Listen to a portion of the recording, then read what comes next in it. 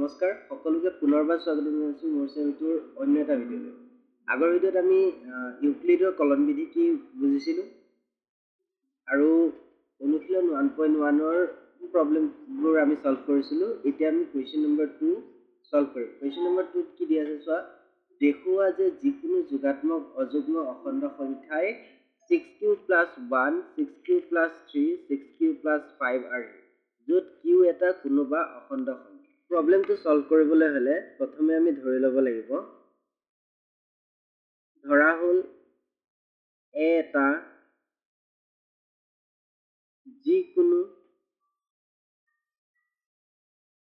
যিকোনো অযুগ্ম ধনাত্মক অখণ্ড সংখ্যা যাৰ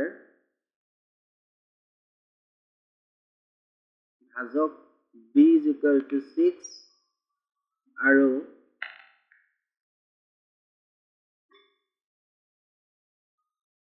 ভাগশেষ r = 1,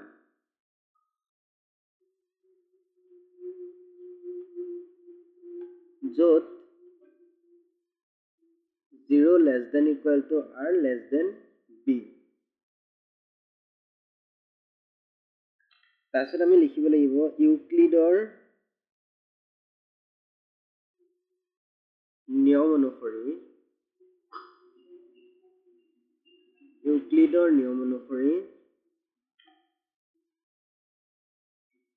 নিয়ম কি আছিল, a = bq + r।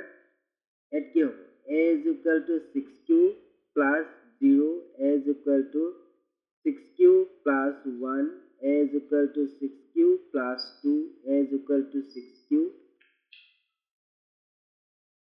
6q + 3, a = 6q + 4, a = 6q + 5। কিন্তু 6q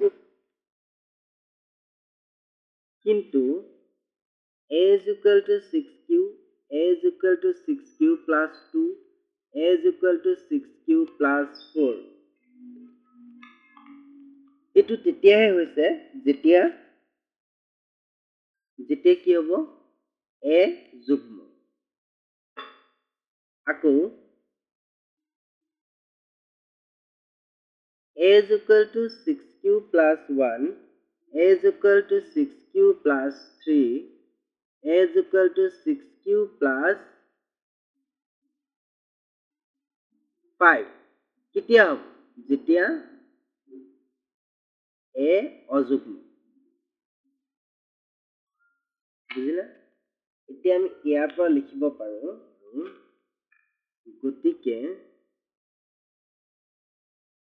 গতিকে যিকোনো যোগাত্মক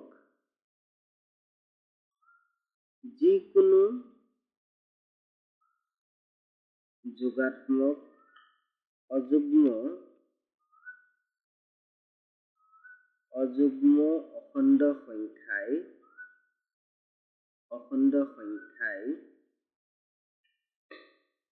6q + 1 বা 6q + 3 বা 6q + 5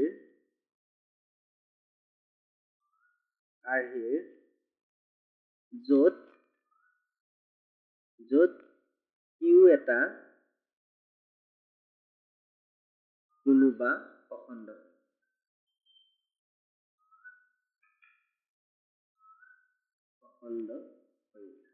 3 নম্বৰটো চোৱা, 616 সদস্যৰ এটা সৈন্যবাহিনীৰ গোটে 32জনীয়া এটা সেনাদলৰ পিছে পিছে কদম খোজ কাঢ়ি যাবলগীয়া হয়। দুয়োটা দলেই একে সমান সংখ্যক স্তম্ভত কদম খোজ কাঢ়িবলগীয়া হয়। তেওঁলোকে খোজ কাঢ়িবলগীয়া স্তম্ভৰ উচ্চতম সংখ্যা কি হ'ব? এইটো কি তোমালোকে গসাউ উলিয়াব লাগিব। কাৰ উলিয়াব লাগিব? 616 আৰু 32ৰ গসাউ উলিয়াব লাগিব ইউক্লিডৰ নিয়ম। ইয়াত 616 ডাঙৰ 32 সৰু, গতিকে আমি লিখি ল'ম ইয়াত 616 greater than 32, তাৰপিছত ইউক্লিডৰ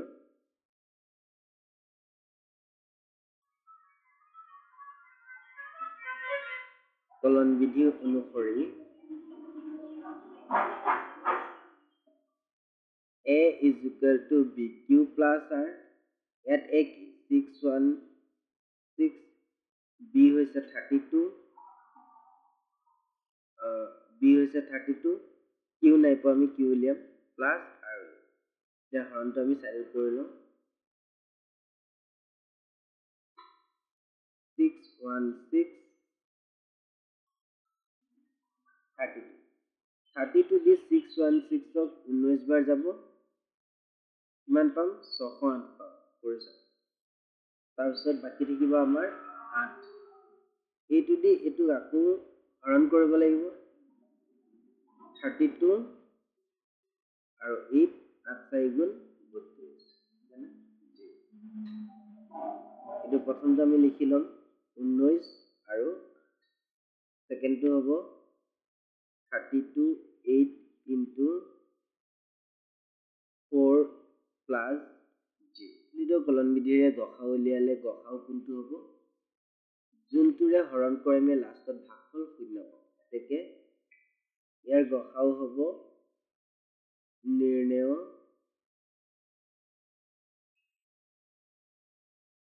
গসাউ 8, গতিকে কি হ'ব, গতিকে স্তম্ভৰ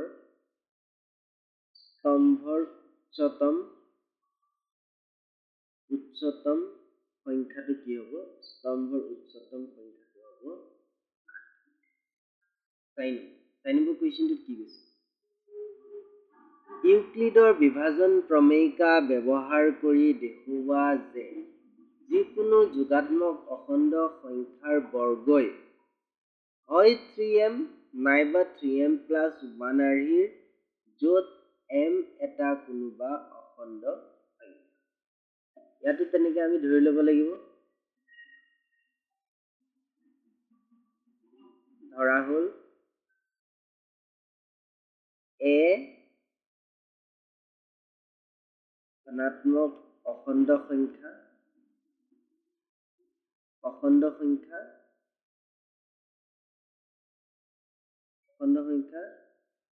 যাৰ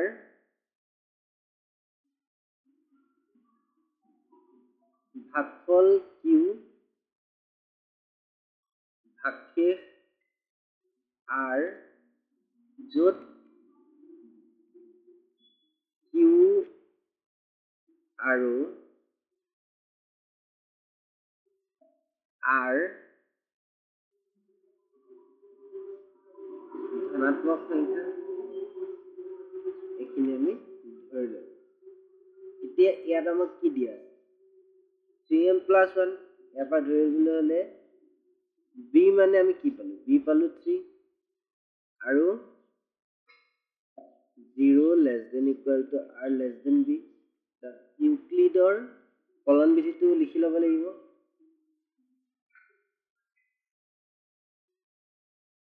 ইউক্লিডৰ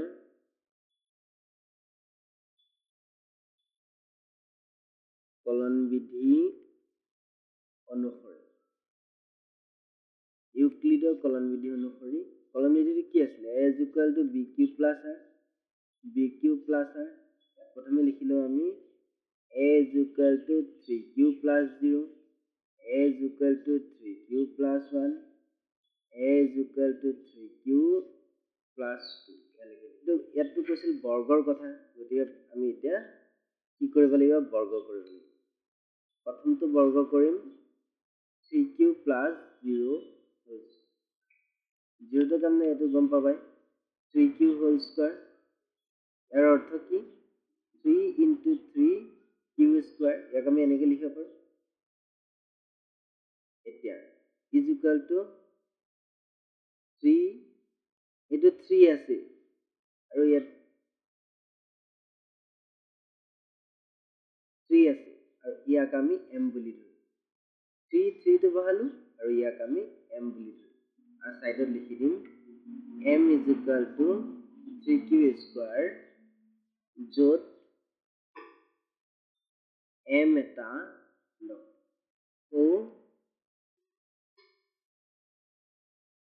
3q plus 1 whole square কৰিম ইয়াৰ ফৰ্মুলা আছিলে a plus b whole square ফৰ্মুলাটো ইয়াত ব্যৱহাৰ হ'ব a square মানে 3q square plus 2ab 2a মানে 3q b মানে 1 plus b square মানে 1 square